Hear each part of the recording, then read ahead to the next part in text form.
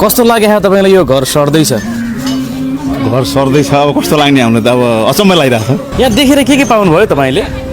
देखेर त अब के पाइयो, अब घर पछाडि जान लाग्छ, 1 मिटर 1.5 मिटर सरिसकेको छ।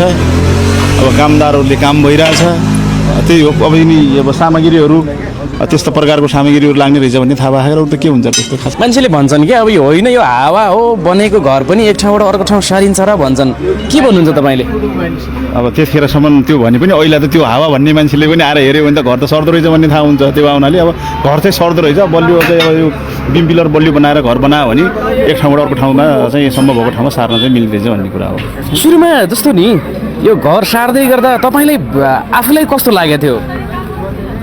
पहिला हामीले सुन्ने गरेका थियौँ विदेशतिर, देश विदेशहरूमा चाहिँ घर चाहिँ सारिन्छ, सर्छ घर चाहिँ भन्ने सुनेको थियो। तर नेपालमा हाम्रो यहाँ चाहिँ सुने पनि थिएन, हामीले देखे पनि थिएनौँ। तर चाहिँ नेपालमा पनि अब सम्भव रहेछ भयो भन्ने कुराको कुराकानी छ।